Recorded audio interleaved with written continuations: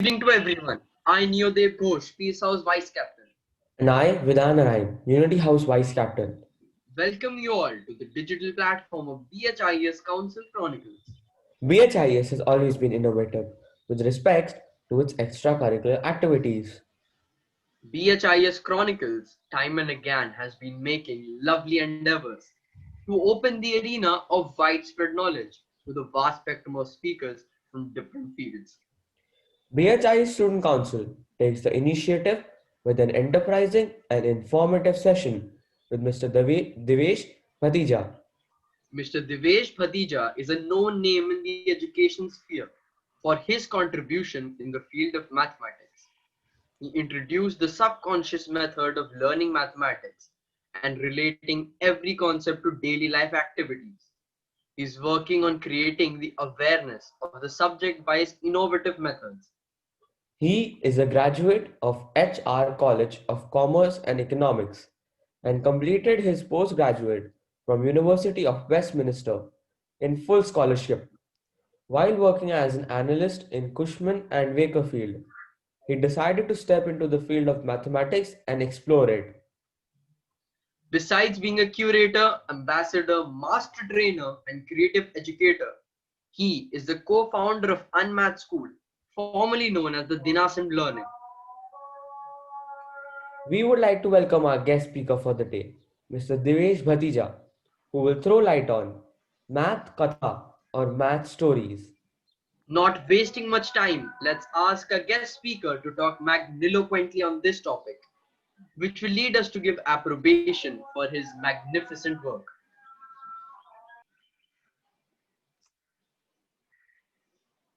Thank you. Thank you, Neo, for that wonderful introduction, and thank you, Vedant. Uh, I'm glad to be here. I can see some amazing faces already. So great, guys. Let me just give you an introduction about when I was first told about today's session. I was really excited because I usually call myself as a math storyteller. By that, I actually mean, I know this is a very unconventional word that you would use, but the idea of a math storyteller is to tell you stories and to explore the application of math in it. And, it's been a very, very long time that all of us as children, even when I was a school kid, always wondered that what kind of math that I did in school, how does it really apply in my daily life? Does it really impact my day-to-day decisions? Do I sit down and use a plus b the whole square in my regular life, or do I use the Pythagoras theorem, or do I use profit and loss? Well, we all know that there are basic applications which, of course, are applied every day. But every concept that you study in your school curriculum will be applied in your life at some point or the other. Whether you subconsciously like it or you don't like it, it's completely up to you. I had the privilege over the last few months to interview almost more than 50 people, and all these 50 people were from different professions. Trust me, all those 50 people did not like math when they were in school, but they knew that math followed them in every profession. I'm going to talk about their stories, and I'm going to give you an example. One of my best discussions, and something which we all can relate to. I can guarantee that wherever you travel by an airline, so we spoke to a pilot who was from Indigo, and he discussed about his experiences and what kind of math does he use in his daily life. So there was this one thing which kind of felt that would relate to students and to me and to all of you out here. So let's say, for example, uh, you travel by an airline, you're traveling within India or you're traveling outside. In your ticket, there is a certain amount of weight that is written. That is the amount of weight that you can actually carry. So if you exceed that weight, they try to charge you a little extra amount of money, which is, of course, it's extremely high, but they do charge you for it. Do all of you agree with me on that? If you can give me a thumbs up, if you ever come across that situation. Yes? Wonderful. So now in that case, I used to always wonder that why would they charge us? I mean, why would they be so stringent on the fact that, if we carry 2 kilos extra, I mean, they're already paying for the fare and stuff like that. So Why would they penalize us for the extra 1 or 2 kilos? Now, the logic that he gave me was that with every extra kilo that is added in the airline, the aircraft needs more fuel to fly. So basically, they are not charging you to charge you money, but they're charging you to cover the cost of fuel. So because imagine the 100 passengers, and if everyone has got about 1 kilogram also extra, that's almost 100 kilograms. And 100 kilograms will need a lot of fuel, excess fuel, and that excess fuel, in your language or in mathematical terms, I would say this is direct unitary method. Increase in weight, increase in the fuel required. So automatically the prices have also got to increase. So, we all have done unitary method in our school life with the intention that, okay, we know when one thing increases, the other thing also increases. But we don't see the concept of relevance. Now, relevance is the most important thing out here. So until and unless you don't see relevance in a particular concept, you tend to feel this is only a part and parcel of my curriculum, not a parcel of my day-to-day life. So I believe that with this, at least you understand where this discussion is going to go today. We are all going to try and put across a series of my stories that I've been sharing with a lot of people. And one of them, which is, it actually started from in the month of March when this whole pandemic hit us. Now, when the pandemic hit us, we all were wondering what exactly went wrong, and people were kind of clueless. Every scientist was trying to work on the fact that, okay, can we find out a way to curb it? But it for the first few weeks, everybody was completely clueless, and all we were getting was data. And this data was being churned out: how many cases were infected, how many people were getting treated, how many people were passing away. So that kind of made me realize that how intensely the entire world was using mathematics. Now, at every given point of time, every single day passing by, the number of cases were increasing. With those increase in the number of cases, we understood the magnitude of this pandemic. We figured out that this is something which is really, really big, and this needs to be curbed down. Our lockdown went on increasing from days to weeks to months. But during this time, there were certain points that were shared with all of you, that every state they were testing people. But when they were doing testing, they would say tests done every million.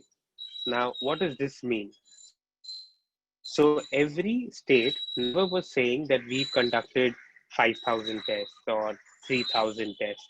They said that we've done 3,000 tests for every million.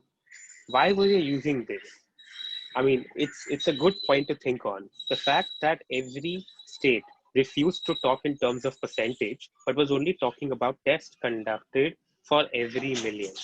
The reason for that was that only limited number of tests could be conducted in a certain day. If the government would have converted that into percentage, and if I would have told you the actual numbers, would be anywhere between 0.0035% to 0.0032%. Now, you would not at all believe the impact, or you would feel the government is not doing anything, right? So it would kind of create more panic in all the Indians. So that is why they used the concept of ratio, and they did not use the concept of percentage. Now, let me clarify that for all the learners out here who are listening to this, every concept of math that is being used, there has to be a reason for it, and there has to be a purpose of actually doing it. So percentage is done for comparing, while ratios is also used for comparing, but the comparison becomes more easy when you actually have a proper amount of data. And that is where, when you look at your entire discussion of tests done per million, tests done per million, so people started feeling, okay, that means there is some amount of tests happening. Imagine if you were to hear 0.0035% tests done, you would never have that confidence. You would never believe that something is really happening in a country. So this is all again the way numbers are presented. Now, talking about a few more other stories that I was actually inspired by, there was this very interesting person who used to perform classical art dance. And when she used to perform classical dances, she was also my student a few years back. And when she grew up and she started, pursuing her career, she was always a person who hated the concept of math and she never wanted to do math in it. So she was sharing her experiences, and that's how again we converted one more story of that. And it said that how when she would go to different stages in different performances in the world before COVID, when she would go and actually give performances over there, every stage would be different. Some would be circular, some would be rectangular. The entire formation of all the dance formats would have to be changed based on the stage structure that they have. No matter how much they would practice, at the end of it, they would definitely want to see that, okay, this is where I need to come back and I need to make sure that our entire orientation has to be changed.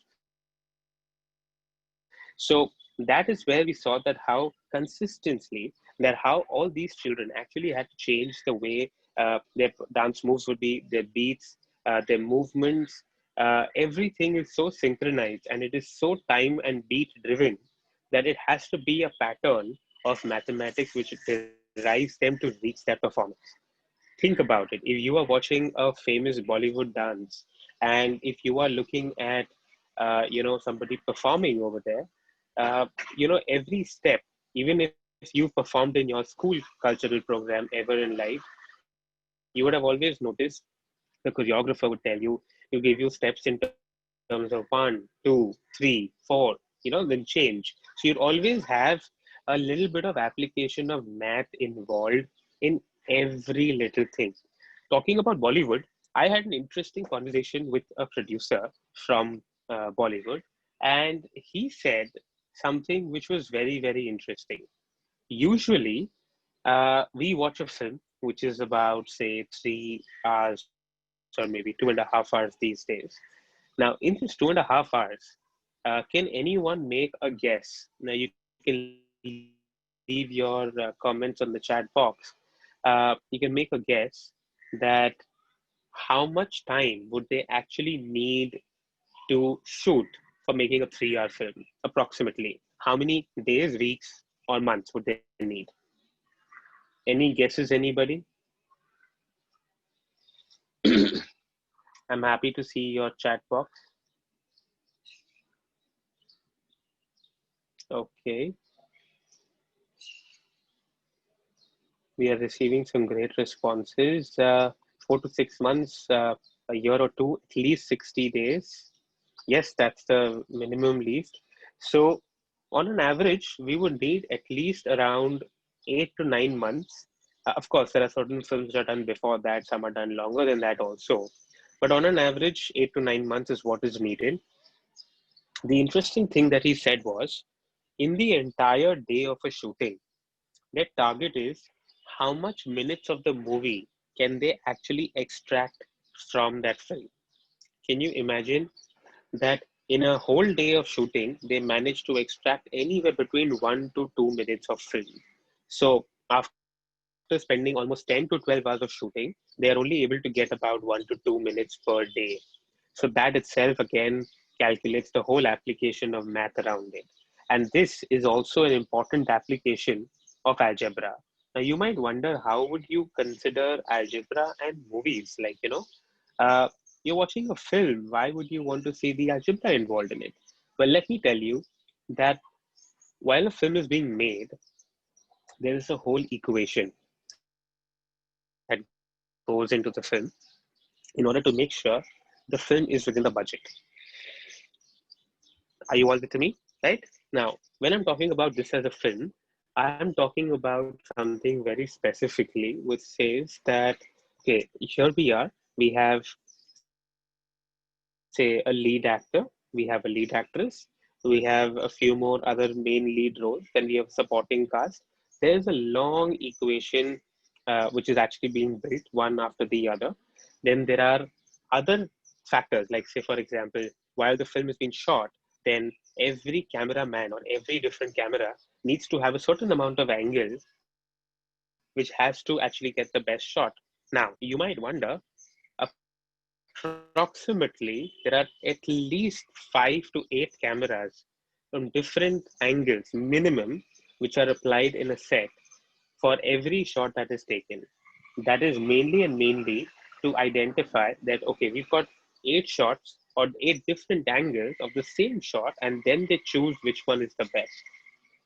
Then goes the editing. In the editing, you talk about how every part of the film is chopped into pieces so that they all can be assimilated together and build into one big story.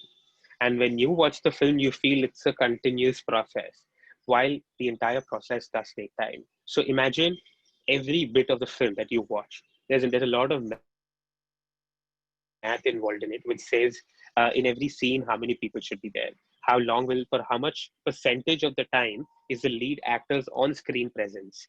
That determines the success rate of an actor. Did you ever think of that? I mean, we would watch a film, we don't really care who's been seen for a longer amount of time, but if a person is seen for a certain amount of time, only then he or she tend to get more and more roles and they become more and more visible. So their entire casting is based on this aspect, which kind of makes them realize that how math is involved even in the entire viewing process. Now, talking about the fact that films have shifted to OTT platforms. Now, talking about OTT platforms, everyone must be wondering that, okay, I may pay, say, certain amount of money for Netflix, and my family will watch the film at home, and going to a theater is a lot more expensive affair. But how will Netflix or Amazon Prime ever make money? Because, at the end of it, they're not that expensive. And there are other platforms where technically they don't even charge you and you get content and you get to watch movies over there. So now the question arises that how do these platforms actually make money? These platforms are also making a lot of, so Netflix and Amazon Prime only and only make money through your subscription model, while the others are purely focused on the fact of advertisements. Now, what exactly are these advertisements? So these advertisements actually based on the kind of person you are. So you fill in your details. How old are you? You're a male or a female. If you're a male and you're like 14 years old, they will pop up ads of cartoons, they'll pop up ads of new games, and they'll want to give you all the ideas which will attract you or will impress you. While if I watch a film, they will show me ads related to Zoom car, or maybe mobile phones, because I have been searching or trying to look up these things online. So they study my behavior, and that's how they start giving me such advertisements. So again, these are things which kind of give you an impression to understand that how mathematics actually plays a very, very important role in every perspective of our life.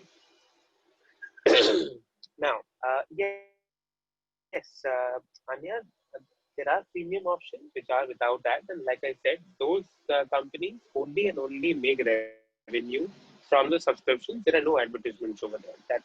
That's already what I said earlier. Now, talking about another very interesting concept. Have you ever thought about the traffic lights, the signals that we all use in our day-to-day lives when we are on the streets? I don't know how many of you have actually paid attention, but when you see a traffic light, it is easy for you to predict. If you're on a four on char rasta, it's easy for you to identify that acha abhi ye rasta khula hai, now which one is going to open up next. That's because it's logical that when one way is coming, the other way has to be closed. So when the other one is opening, then only our option also or our signal also will open up. Every signal in the city is run by a master algebraic formula. Now, this master algebraic formula conducted or driven is mainly kept in mind, keeping in mind four things. First, how busy is the road? Is it a big junction or a small junction? Is this road, is the signal, is the road very broad or very narrow? And the fourth, how often do people cross paths over here? So that is where these are the four things where signals actually determine, based on which the entire traffic signal system is based on mathematical terms. Now, when you look at this, and when you next time go on the road, I hope that you're taking all precautions when you step out of your house. But once you step out and you see, on the road, you will realize that yes, there is a lot of math involved in the traffic signal. The signal also gives you enough time to halt down or to get started.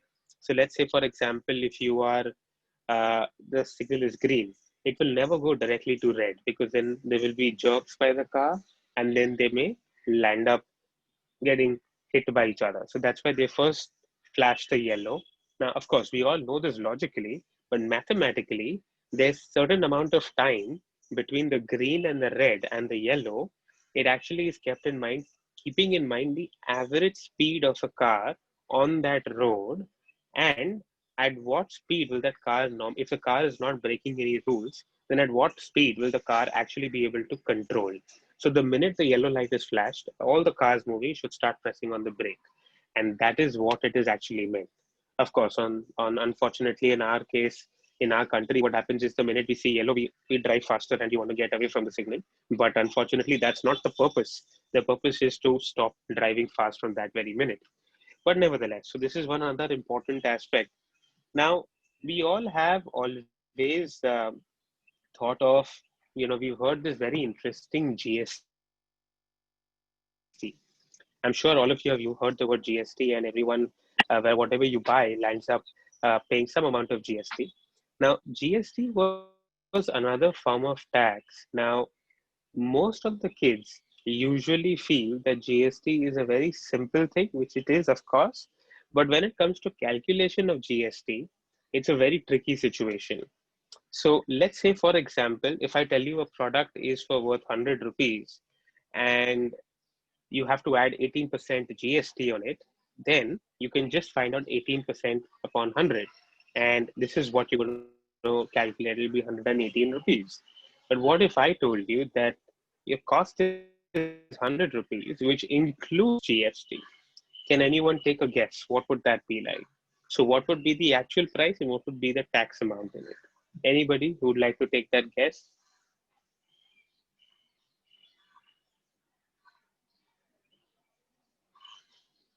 You can leave your responses on the chat box.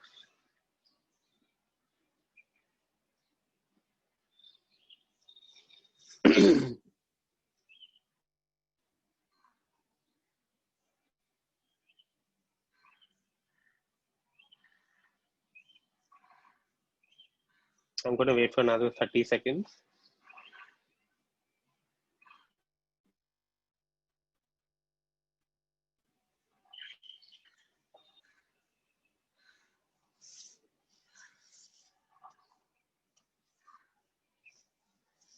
So Anya has got it correct. It's 18% GST, Agastya.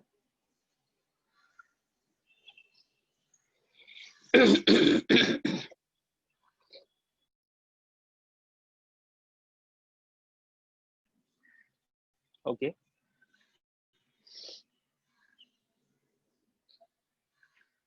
Now the question also arises that how does the government come up with 5% GST, 12% GST, 18%, and 28% also? While there are certain products or commodities wherein 28% GST is levied. Now, why is that so? Have you ever thought about it? That's because certain products are luxury. They don't need to be, I mean, even if you don't get it, it won't really impact your life. But it's because it's luxury. And if you can afford it, that means you can afford to pay higher taxes also. You talk about basic restaurant bills, that's not going to be very expensive. You talk about basic commodities, you will have certain of them will not even have GST. So, there are certain areas like certain hotel prices will charge 7%, will charge you 28% GST. So again, that's another aspect of math which you should keep in mind, and you will understand that in a much more better manner. Now, talking about the other aspects of my stories that I have been sharing with people is about, have you ever seen the application of math in festivals? I think this was a very interesting conversation we had, wherein a bunch of children got together and and they were all gathering and they were all discussing that, okay, there was more math used in Diwali, there's more math used in Ganpati, there was more math utilized in, say, Durga Puja, or any other, or Christmas for that matter. Every festival has so much of math involved in it that you can't even imagine, and that for that is very important too for you. So I'll give you an opportunity to guess. Let's take Christmas, because Christmas is coming, it's round the clock. Why don't you share with me a few lines, anybody who's interested? Either you can unmute yourself or you could leave a chat and tell me that, okay, this is where I think math is used in Christmas. So, anybody who would like to speak or leave a chat message?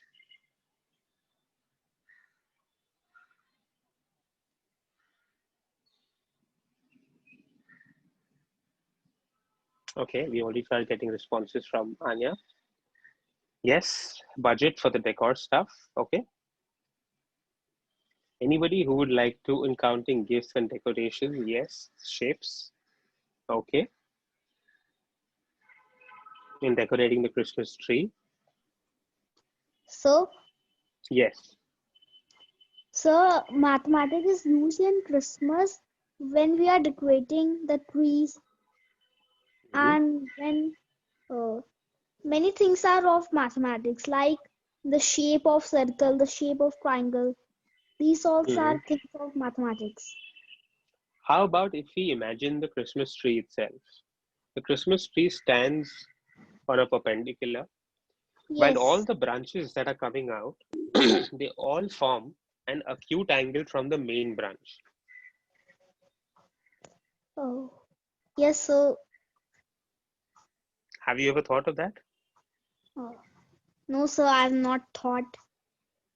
Okay, but I'm sure all of you can start thinking now that if a Christmas tree stands on a right angle, while the other branches is also forming an acute angle, the reason for that is if it's an obtuse angle, then the tree will look very haphazard.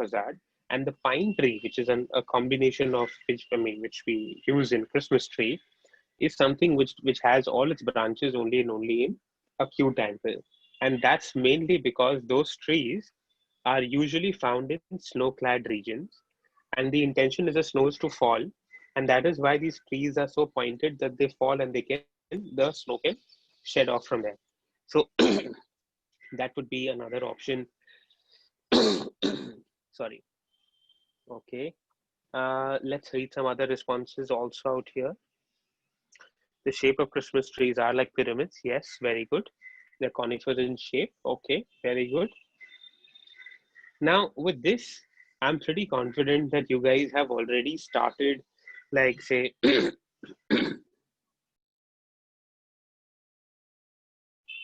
very sorry, guys, I'm having some throat problem. Nevertheless, so uh, the whole purpose of today's discussion is already turning out to be very fruitful. You guys are already thinking in a very different manner. I'm really excited to see that. Now, I'd like to invite someone who would like to come and tell me what kind of math is involved in the Zoom meeting that we are on currently right now.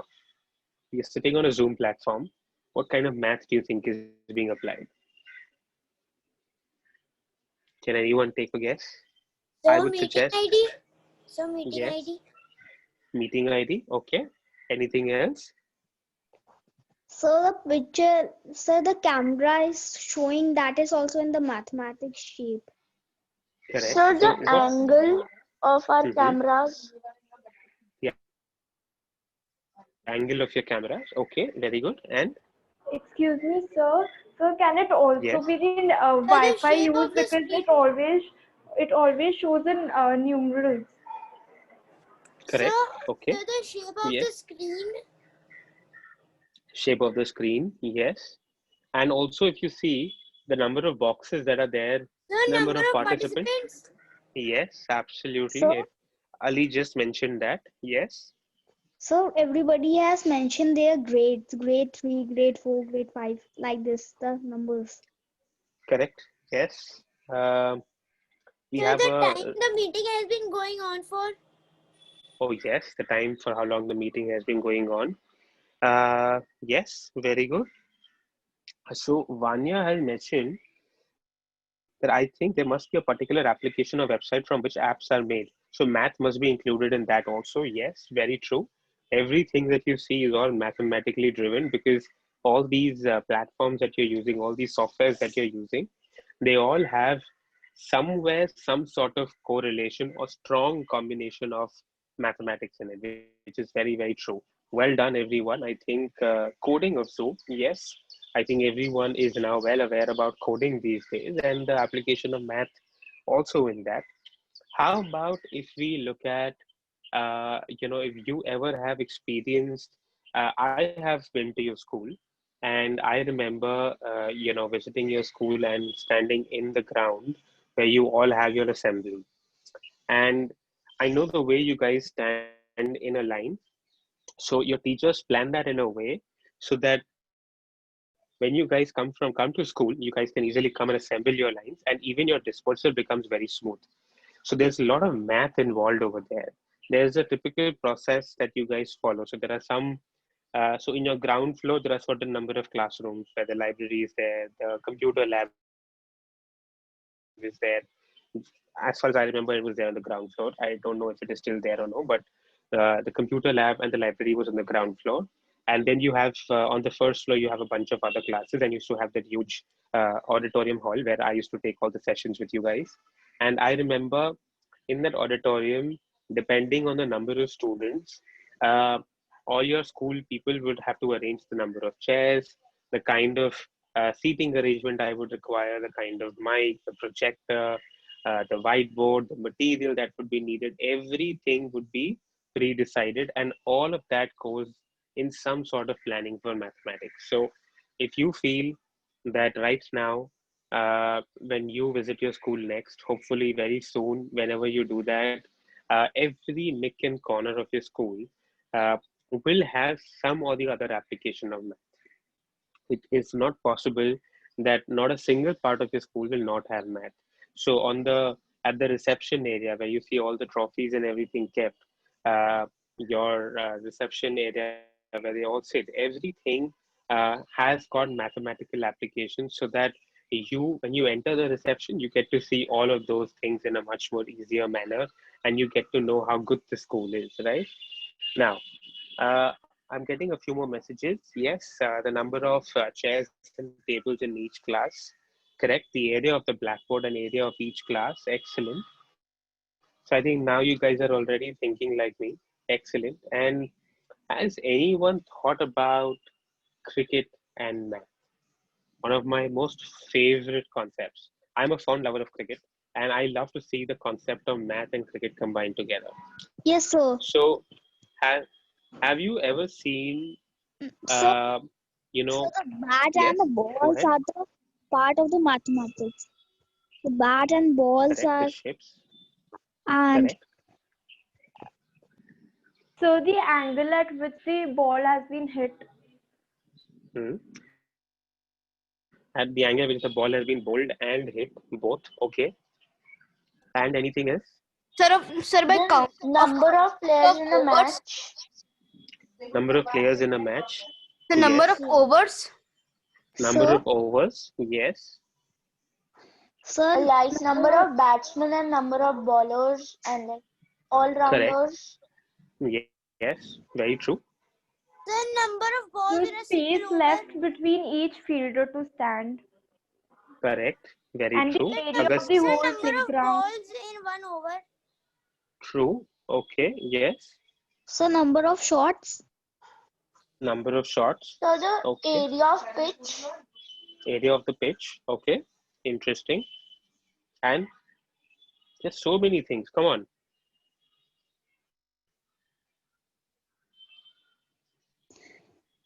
Cricket t-shirt. No, the cricket time, bats size. the timing, the timing, sir, The timing. Yes. So sir, Duckworth-Lewis method. Duckworth-Lewis method. I think that's the biggest sir, application of math in the entire cricket game. And that is purely based on a game which is calculation of estimation. Yes, very true. So well done. Thanks, Eric. I So hope I'm the audible. the ground of cricket, that is also in the circle shape. Correct. Yes, very true. So the speed distance that is there by the batsman who runs. Hmm. So the Correct. economy of the bowler. Correct. Very good. Economy of the bowler. The number of the players. So the number of Number of the players. runs, Okay. Yes. So number of Number of runs runs. they have Hmm. scored. so Number Yes. of overs each bowler will attempt. Hmm. so Hmm. every cricketer has have a number of back their dress, 17, Hmm. 18, 19, like this. Jersey number. Okay. Yes. And any other? I remember meeting one of the Ma'am, cricketers. so Hmm. the size of the bat. Size of the bat. Now I'm going to talk about this was during I think a year back when IPL was happening in India. I met one of an old cricketer, Javagal Srinath, at Delhi airport, and he shared a very interesting story. Uh, I was a big fan of him when I was a child. I don't know how many of you would ever know about Javagal Srinath, but if you Google him, you will get to know he's currently one of the most reputed match referees in IPL. Now, as a match referee, he had to certify that what is the weight or ideal weight of a bat a batsman can use in IPL.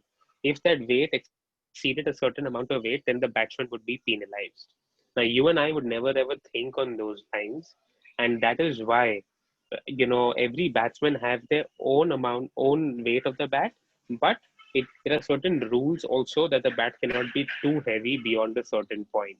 So again, these are a few things which usually you and I would not see on the screen, but it becomes very interesting to study and to see that okay, the concept of weight can be played in such a different way or altogether in the game of cricket also, right? So again, now we'll talk about another interesting concept of math, which I also enjoy doing, is in terms our current game, which is being doing extremely well in India. It's about kabaddi. I'm sure a lot of you follow kabaddi as well, right? Now, every part of the game is all about algebra. So one person steps the line, he comes ahead, he touches one, two, three, and then they stop him, they block him. There are certain techniques that have to be done in order for him to come out of that line or her to come out of that line. And whatever be the situation, how many people can he or she actually remove from the opposing team? All these aspects are a part of the strategy of the team, which is purely based on algebra, which goes on the fact that what if one player goes, he loses. What if one player goes, he takes out four players and he comes out. What would be if? What would happen if? So every possible situation has to be analyzed beforehand, and that's how you prepare for your entire strategy. Do you guys agree with me?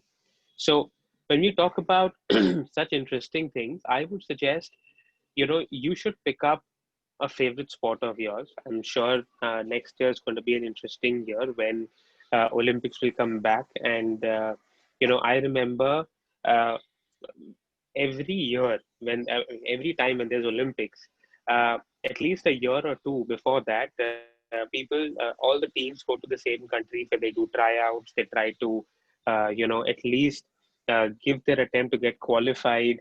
All of this process requires so much of mathematical calculations, right from the fact that the team has to coordinate and go from here. So, uh, all the people who want to go to Japan, because in 2020 it was supposed to happen in Japan, but now it'll happen in 2021.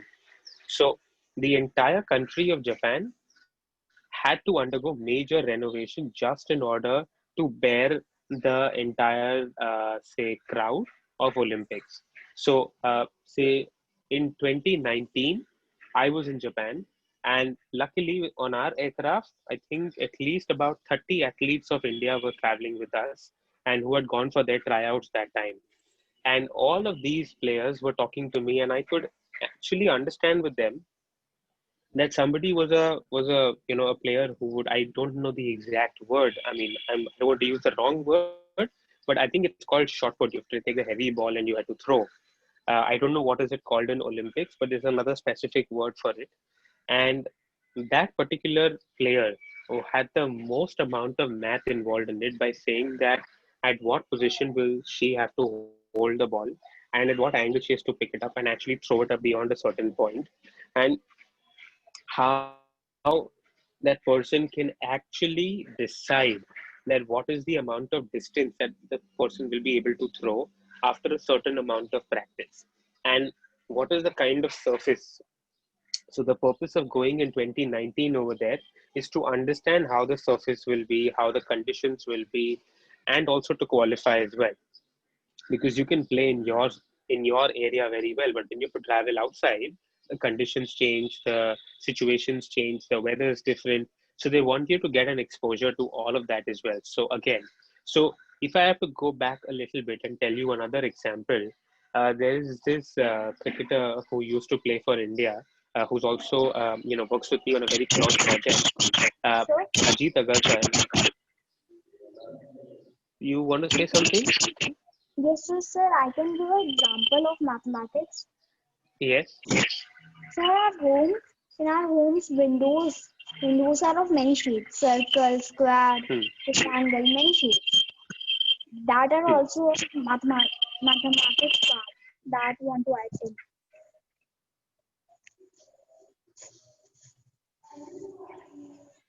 Very true. I will tell you, that's a good example. Thank you for sharing that with us. And I was talking about how this cricketer told me that when they travel to different countries to play and different tools, like currently India is in Australia, on an average, when an Indian team travels to Australia for a test match, the player approximately loses 2 to 2.5 kilos during the 5 days of play. So the dietitian for the test match has to keep in mind enough amount of food is to be supplied to the player so that there is not sudden drop in the weight. So this is something which, again, there's a lot of mathematics involved in planning, strategizing, in doing anything and everything. So you have to write down things. So no matter what situation you are in, and just the way you would approach any word problem or anything in your life, first things first, you read the question a couple of times. After that, you write down whatever is given to you. What do you really need to find out? I know this may sound very simple and very basic, but trust me, this is the only way to attempt any mathematical problem. Read the question a couple of times. Try to write down. I reiterate on this fact, do not take it lightly. The more you write and the more you scribble, the chances of you actually solving that will be a lot more better.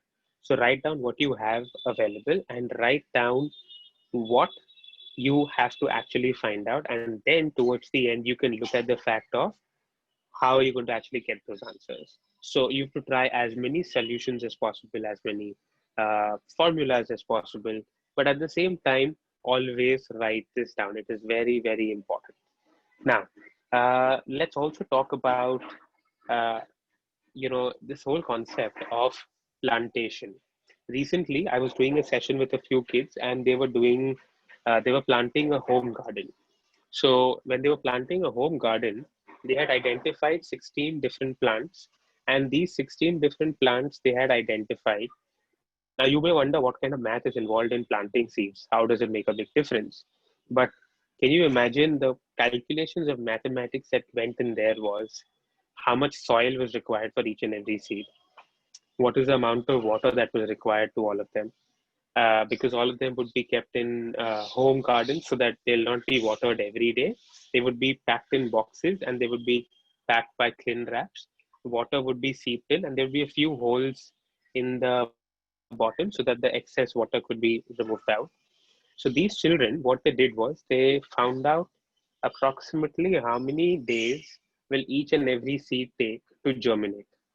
And when they made this whole list of 16 plants, they found out an average of it, and then they knew approximately in around 12 days, at least some of the plants would start growing. So, technically, with the help of mathematics, they could actually kind of identify, construct, and plan the entire home garden for their own house. Again, that is again called as green math. So how do you actually utilize math in planting of trees? Where should you place that tree? Does it need sunlight? Does it not need sunlight? All those aspects have to be configured. Now, on that note, I'd like to open this forum for question answers. And if you think that, okay, I don't know where is math utilized in this aspect, shoot, go ahead and ask me questions. If you feel that, okay, I don't remember using this application of math anywhere, or you may ask that in this situation, how math's actually involved.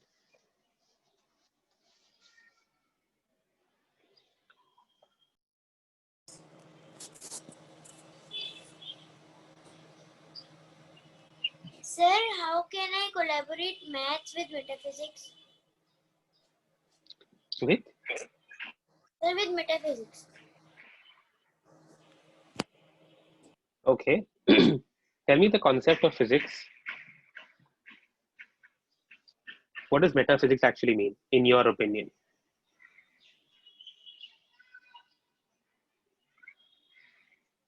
So the unknown part of the universe. The unknown part of the universe. It's again the unknown part of the mathematical question, which we don't know usually is x, and we have to only solve that with the form of equations. And we ultimately land up finding out that by putting different variables over there and trying to see that does this really meet a particular sense, or will it actually help us reach in a certain area or no.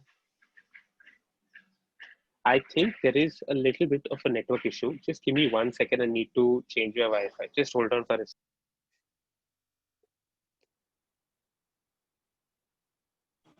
Then, sir, why don't scientists still know the definition of mind?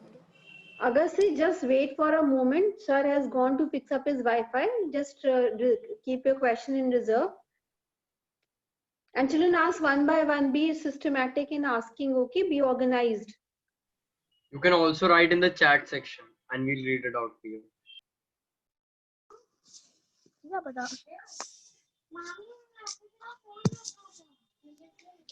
Sorry.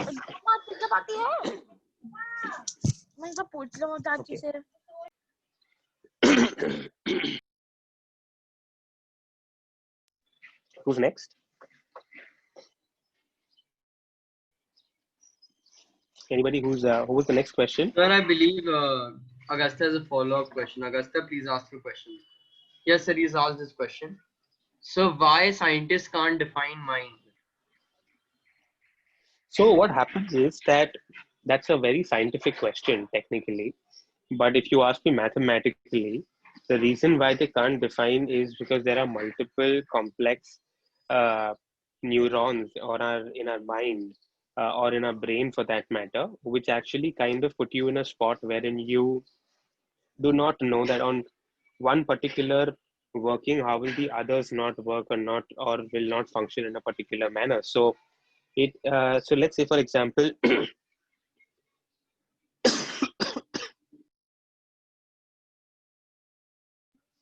sorry. So let's say for example, two different people will react differently for the same reaction. So let's say for example, a car gives a jerk on a signal and you suddenly brake. So the ones who are sitting inside the car, the one who's driving the car might react in a different way, but the ones who are sitting behind in the car also might react in a different way. So for every particular reaction and action, the mind is going to behave in a different way.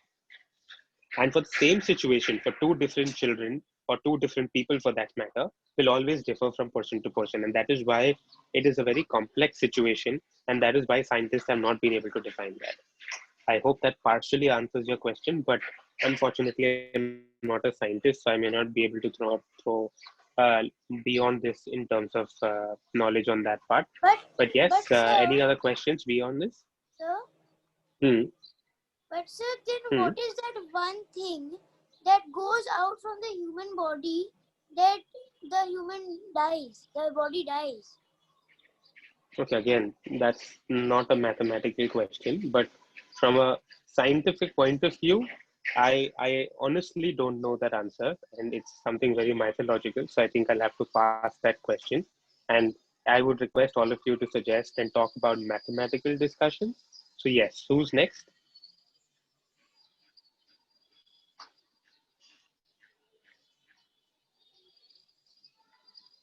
Anyone else? Everyone, if you have any questions, please ask.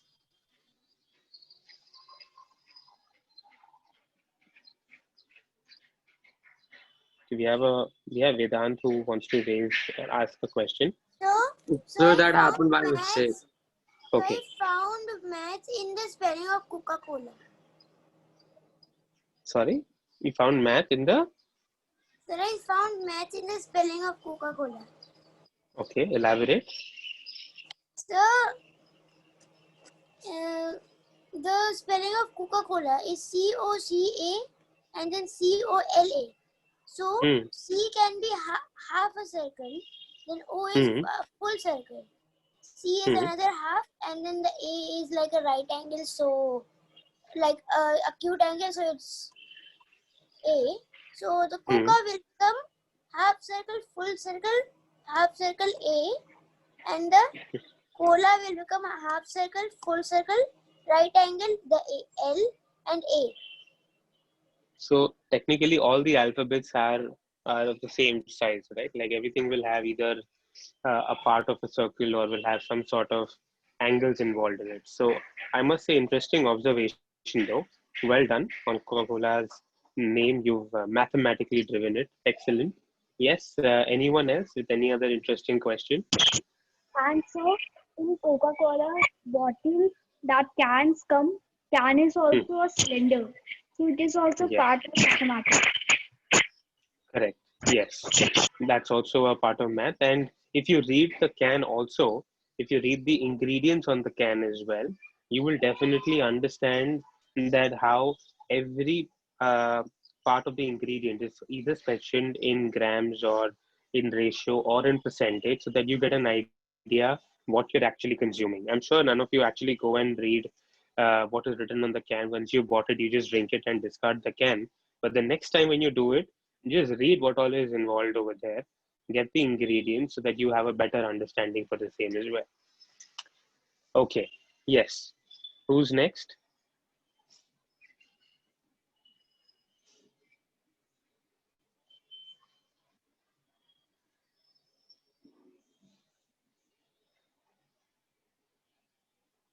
I think we are done with the question answers. Seems like. Yes, sir. Yes, sir. Perfect. Great. So I hope all of you had a wonderful session. Sure, sir. Yes, sir. Great. Thank you so Perfect. much, sir. Yes, sir. Thank you. So thank you, Sir, sir, for the stimulating speech.